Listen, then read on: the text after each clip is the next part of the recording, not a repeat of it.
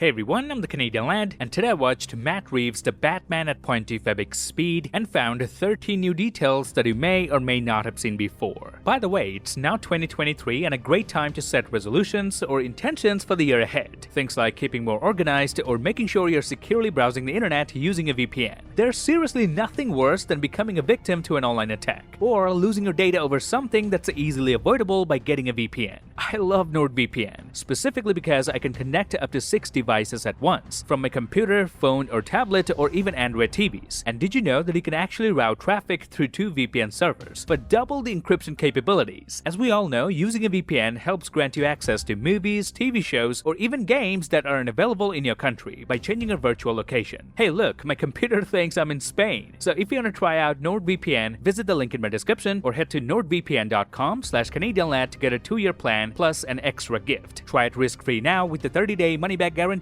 so there's nothing to lose. Anyway, number 1. At the beginning of the movie, right before we get introduced to Batman, something very interesting happens. We see a vandal vandalizing the central bank of Gotham, but he stops for a moment as soon as he sees a police chopper. But once the chopper goes away, he notices the bat signal in the clouds, and that's when he drops his spray can. So seeing a police chopper didn't stop him, but seeing the bat signal, he lost his mind in fear. Number 2. When the Riddler goes live with his execution of Officer Coulson, there were a lot of people commenting on the stream. Now all of the comments are in Riddler's favor. Some are even calling him Riddy, and some are asking where's the bomb squad, at lunch? And some people are talking between themselves, where one says the anticipation is killing me, and the reply is, don't you mean the anticipation is going to be killing him? And there are some brutal comments as well, but out of all the comments made on this stream, only one was made against the Riddler, where someone by the username Trust the System says, don't do it, Riddler. I want a free trial, we deserve that. Number 3. When Batman is taken to the police station after this explosion, some policemen try to take his mask off. Now notice the way Batman retaliates here. He spins his cape exactly the way Batman does in the Batman video game Arkham Knight. Here's a side-by-side comparison. This is the first ever cape stun in any of the Batman live-action films. Number 5. When Penguin catches Batman sneaking up on him, he starts shooting Batman and Catwoman. Now notice Batman does catch a bullet on his head, but his helmet of course protects him. He then quickly uses his hand to block the other gunshots, some of which would still make it to his face had he not raised his arm. Now this clears out 2 things for me. 1. Batman does get shot in his face, but his helmet really protects him. And 2. The Penguin has a really good aim. Number 6. After Batman and Gordon interrogate Penguin, they abandon him, still tied up. This results in the Penguin waddling away like an actual penguin.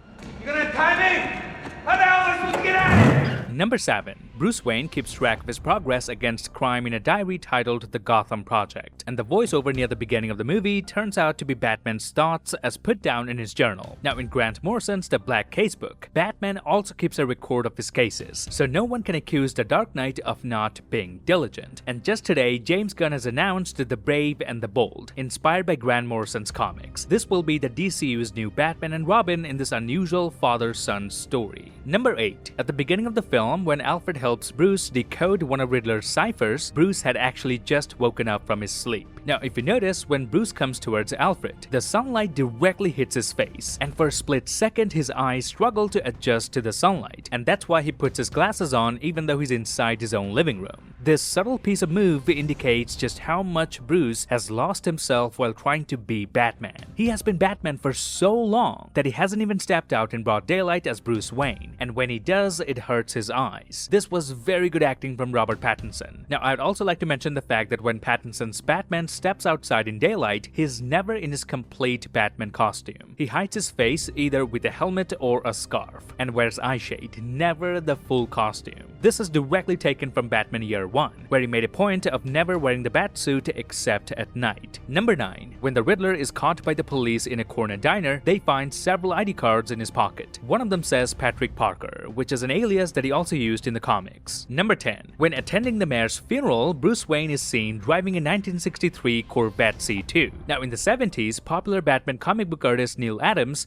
illustrated a Batmobile inspired by this Corvette. So if you've been a long-time Batman comic fan, You must have immediately got that reference. Number 11. One of the Riddler's videos reveals that during Thomas Wayne's mayoral election run, reporter Edward Elliot found out that Wayne's wife Martha had spent time in Arkham State Hospital due to mental illness and planned to reveal it to the world. But Thomas Wayne, not caring about his political career and only caring about his wife and their son Bruce, went to mobster Carmine Falcone and asked him to put the fear of God into Elliot to keep him from running his story. Now, Thomas Elliot in the comics becomes the killer known as Hush. The movie even has the word Hush over a picture of Elliot when talking about the hush money he refused from Thomas Wayne. This is probably hinting at his son appearing in the future to take revenge on Bruce Wayne for the sins of his father. Number 12. The green substance Batman injects in himself in order to save Selina, which causes him to seemingly grow more powerful, has a striking similarity to the drug Venom. Now, a Batman villain Bane also uses a similar substance to increase his ferocity and strength. Number 13. Now, this one is my favorite detail from the film.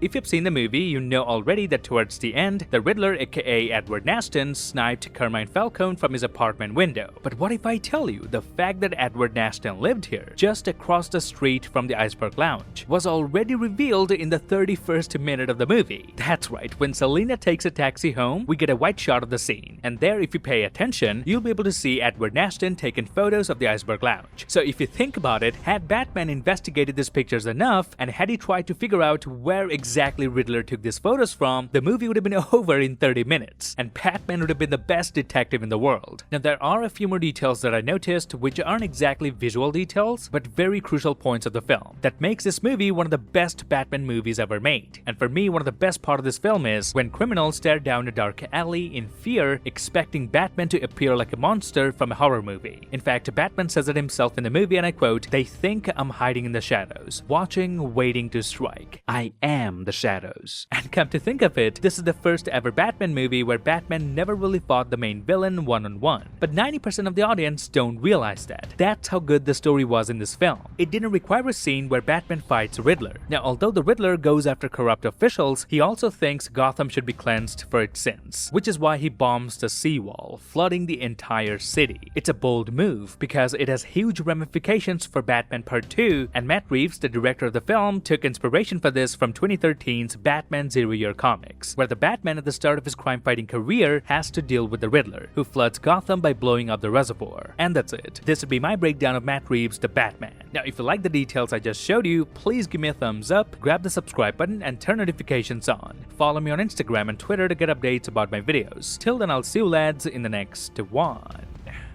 How am I part of this?